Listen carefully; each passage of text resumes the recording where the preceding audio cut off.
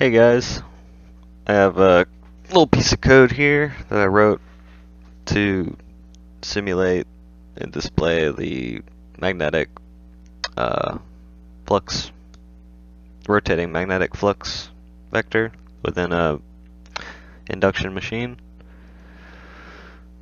So here at the beginning, I just wrote some of my constants that will be used throughout the project in each different for loop. So I just got the max current, max number of conductor turns, which you can play around with that to get any different type of value. I just left it like this because it normalizes the compass plot. So this first for loop represents the single current, single coil flux vector representation. So this for loop just runs an iteration. So it's going to complete a circle. It's going to have pi over 64 increments to get to this value. Theta represents the magnetic angle. The magnetic angle is representing the coils and how the flux is valued depending on which part of the angle we are looking at. This omega t is just for the current. This defines our sinusoidal current. This is our flux for the coil. And this angle is a way to visualize the magnetic angle vector as it's changing and where its position is on the coil. Hold off clears any pre-existing plots,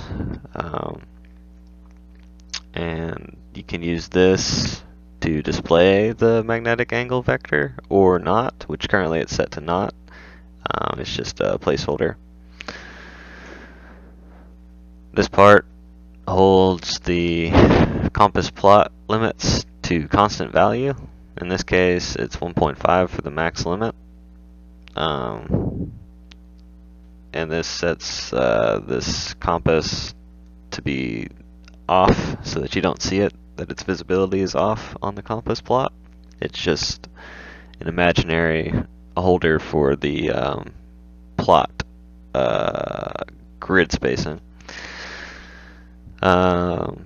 We hold that on, and then here we're actually plotting the MMF, or magnetomotive force of the flux for the coil. And this is a vector which represents which direction the flux is flowing, as well as its magnitude. This pause just controls the display of the figure so that we can actually see it. Once that's done, this is the second portion, which has a single current and 3 coils instead of 1 coil. These equations create an axis for the 2 additional coils, the first being coil B and the second being coil C. Y'all already know what that is, so this part is just the individual fluxes for each coil, noted here respectively. So this is the total flux of all 3 of these combined. And in this case, it's going to be 0, which will be signified by a blue dot sitting in the center or the origin of the compass plot. So yeah, this angle is just a placeholder here.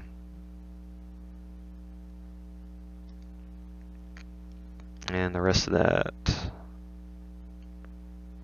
is pretty clear to see. These are the individual fluxes, and this is the total flux. Yep, and then the third plot that will be shown is a three-phase current. So instead of one current for all three coils, there's a current source for each coil that are separated 120 degrees apart. And it will also display the rotating magnetic flux vectors, or vector, I should say. So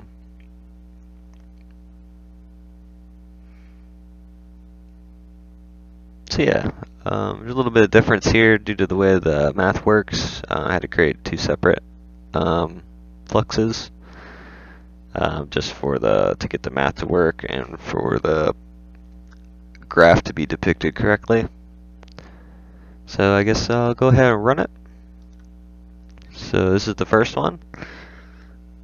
So the starting point, you can imagine it was here, so now it's rotating, comes here, and now it's coming back over here, so now the flux is going in the opposite direction. Peaked out, comes back, stops here. So you have your coil up here, and you're separated 180 degrees apart, so that's how that's represented. So now you got your coils 120 degrees apart. It's rotating, it's coming here, so they switch sides and they change direction.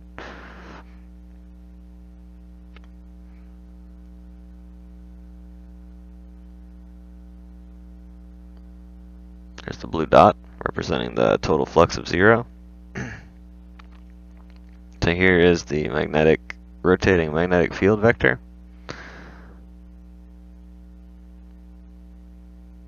As you can see, it peaks when each coil has its magnet or total maximum magnitude in that direction.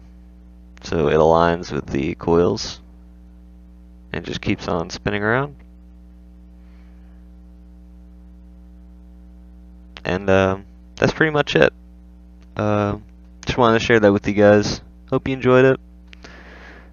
Let me know if there's anything you'd like to know about it, or if there's anything you'd like to add to this to make it even more robust. Alright, thanks. Bye.